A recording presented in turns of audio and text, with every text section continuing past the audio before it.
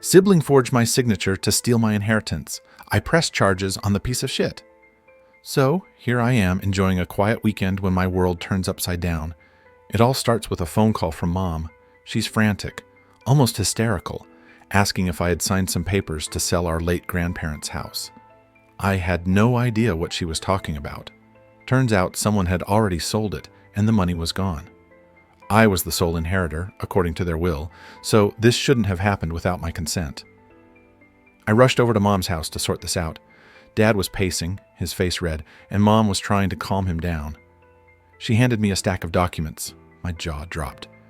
There it was, my signature clear as day on the sale papers, but I never signed anything. My first thought, my older sibling who has always been a bit of a troublemaker. Let's call them Sibling. Sibling has been in and out of trouble for years. Nothing major, just your run-of-the-mill screw-ups. But this was a new low. I confronted Sibling the next day. I found them lounging on the couch, watching TV as if nothing happened.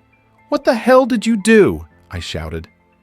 Sibling looked at me with those innocent eyes, pretending not to know what I was talking about. But when I mentioned the sale, I saw a flicker of guilt. They tried to brush it off, saying they needed the money and thought I wouldn't mind. I was livid. "You forged my signature. That's illegal, you idiot." They just shrugged and mumbled something about desperate times. I was seething, but I knew I needed proof. So I contacted a lawyer.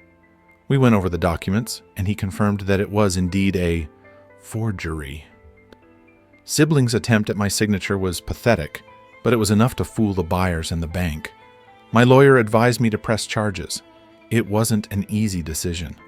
This was my sibling, after all, but I was furious, and honestly, a little scared of what they'd do next if I let this slide. So I went to the police. The detective I spoke to seemed genuinely shocked that a family member would do something like this. They opened an investigation, and Sibling was brought in for questioning. The next few weeks were a nightmare. The whole family was in chaos. Mom kept crying, begging me to drop the charges. Dad was furious with Sibling, not just for the forgery, but for putting the family through this mess. Sibling, on the other hand, was unrepentant. They acted like I was overreacting, that it was just money and I'd get over it. But it wasn't just the money. It was the betrayal. The case finally went to court. The courtroom was tense. Sibling looked nervous, for the first time realizing the gravity of what they'd done. Our parents sat in the back, looking like they'd aged 10 years overnight. I felt sick to my stomach, but I knew I had to go through with this. The prosecution laid out the case clearly, how Sibling had forged my signature and sold the house without my knowledge or consent. When it was Sibling's turn to speak, they tried to play the victim. They said they were in a tough spot, needed money, and thought I'd understand, but the judge didn't buy it. The verdict was guilty, and Sibling was sentenced to a fine and community service. They were lucky to avoid jail time. As the judge read the sentence, I felt a mix of relief and sadness. This wasn't how I wanted things to go, but it felt like the right thing to do. After the trial, things were awkward at family gatherings. Sibling and I barely spoke. The atmosphere was always tense, and it felt like everyone was walking on eggshells.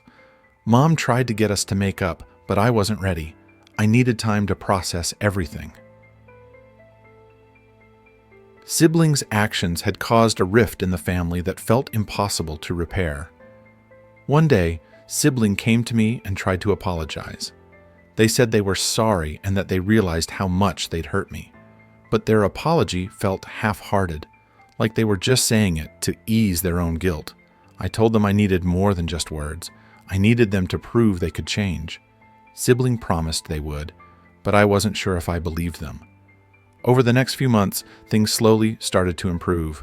Sibling actually made an effort to make amends. They paid back the money they had stolen, little by little. They also started attending therapy, which was a huge step for them. It was a long road, but we began to rebuild our relationship. It wasn't perfect, and I still had moments where the anger and betrayal bubbled up, but we were making progress. As for the rest of the family, it was a mixed bag. Some supported my decision to press charges, saying it was a tough but necessary step. Others thought I was too harsh and should have handled it within the family, but in the end, I felt like I did the right thing. Sibling needed a wake-up call, and this was it. Update. A year has passed since the trial, and things are looking up. Sibling has kept their promise. They've been consistent with therapy and have even found a stable job. Our relationship is still a work in progress, but it's better than it was. We talk more openly now, and Sibling has shown genuine remorse for what they did. It's not perfect, but it's a start. The family as a whole is also healing. We've had some honest conversations about what happened and how it affected everyone. Mom and Dad have been supportive, though they still worry about Sibling's future. But for the first time in a long while, it feels like we're all on the same page. We're not just brushing things under the rug, we're dealing with them. As for me, I'm focusing on the future. The whole ordeal was a painful lesson, but it also taught me a lot about boundaries and forgiveness.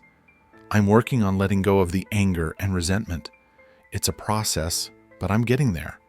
Sibling and I are rebuilding trust, and while we may never be as close as we once were, we're at least on the path to something better. So that's my story. It was a wild, painful ride, but it feels like we're finally coming out on the other side. Life's not perfect, but it's getting there. And for now, that's enough.